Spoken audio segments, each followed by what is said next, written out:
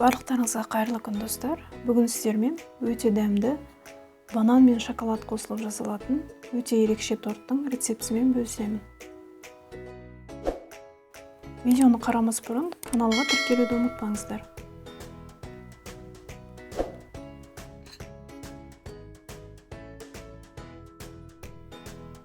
Ең алдымен таза ыдысымызға бананымызды салып, шанышқының көмегімен езіп аламыз.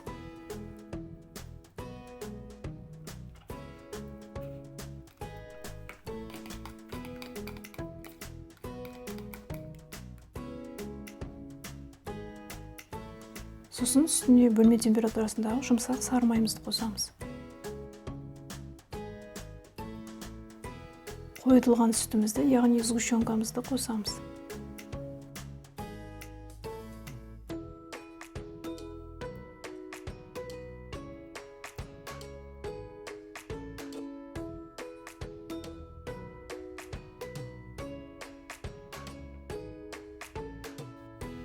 Және бір жұмыртқамызды қосып, миксердің көмегімен жақсылап араластырамыз.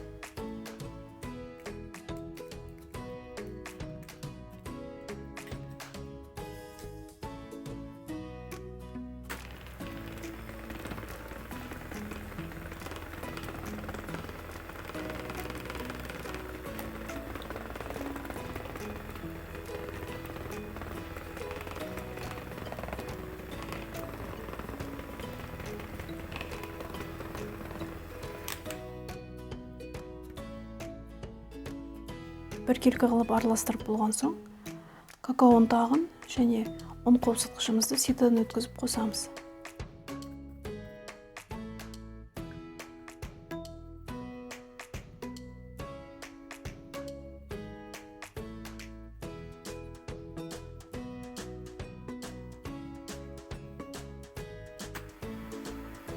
Миксермен тағы да араластырамыз.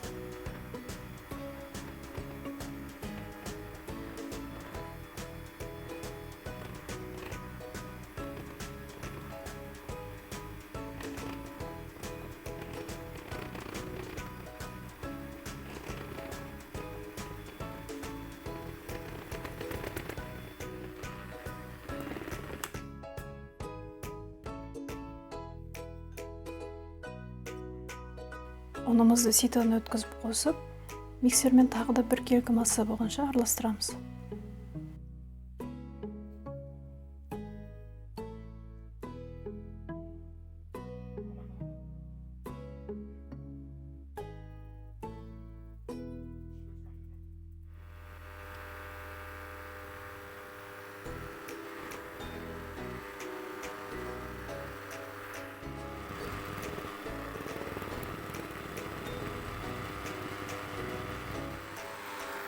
Араластырып болдық. Қамырымыз осындай сұйық болуы тиіс.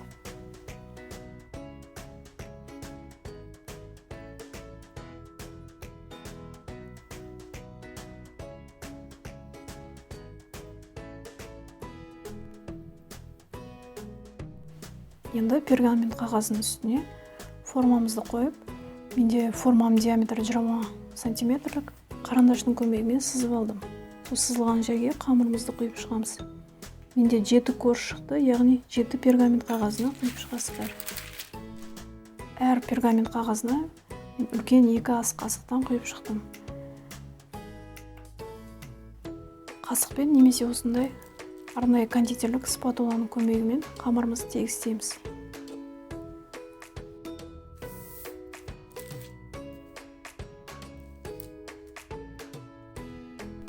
Алдын ала қыздырылған пеште 180 градуста шамамен 7-10 минутты пісіріп аламыз.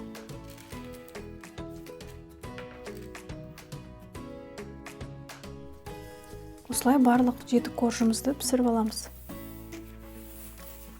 Міне осындай корждарымызды пісіріп алдық. Енді корждарымыз суығанша кремін дайындаймыз.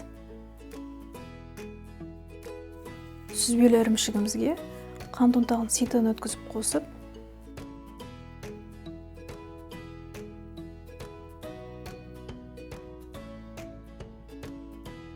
миксермен жақсылап араластырамыз.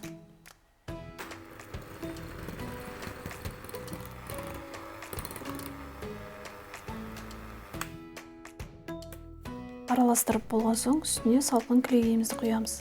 Кілегейіміз міндетті түрде 33-35% болуы қажет.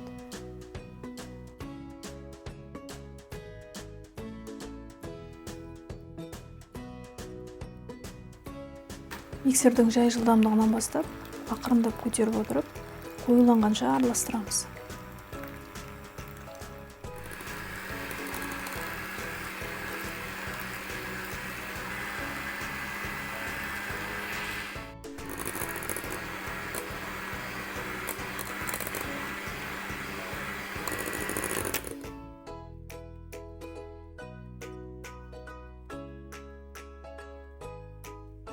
Креміміз дайын болды.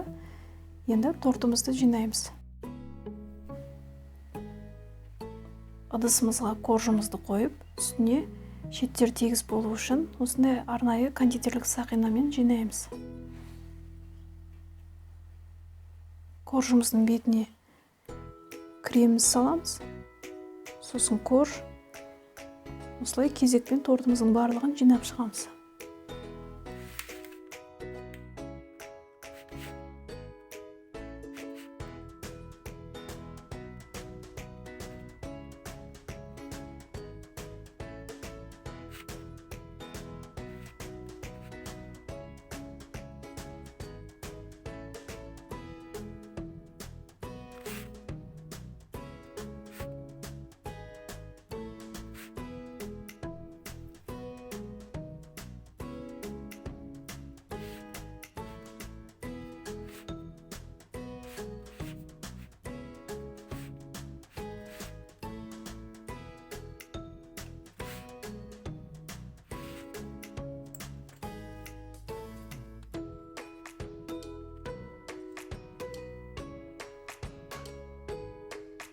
Қалған кремімізді шеттеріне де жағып шығамыз.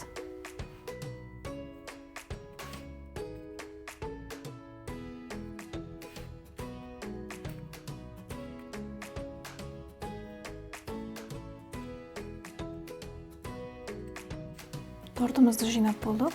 Енді қайтадан кондитерлік сақинаны кигізіп, бетін ас пленкасымен жауып, тоңазытқышқа кемінде 7-8 сағатқа салып қоямыз.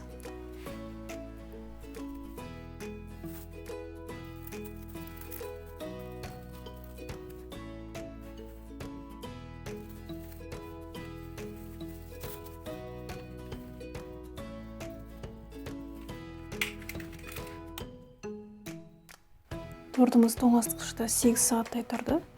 Енді бетін қалауынша әсемдейміз. Менде шоколад пен кілегейді ертіп алдым, бетіне құйып шықтым. Бетін әсемдеу, әрлеу өз қалауларыңызша.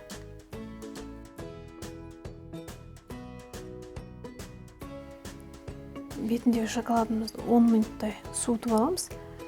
Шоколадымыз кішкене қатқаннан кейін мен бетіне осындай мұздатқышта тұрған малинаны қойып шықтым.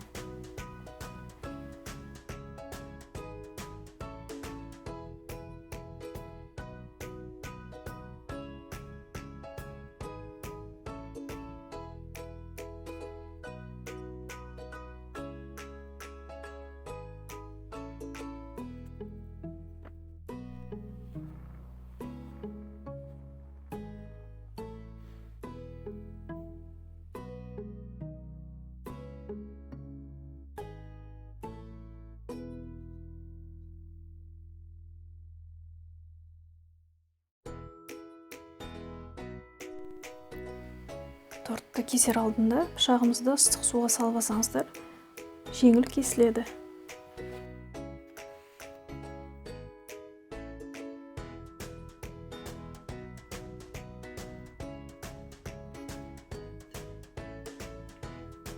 Осымен дәмі ерекше және өте дәмді бананды тортымыз дайын. Видео рецепт ұнаса, лайк басып, комментарий қалдырыңыздар. Сіздермен болған Әсел. Келесі видеода кездескенше.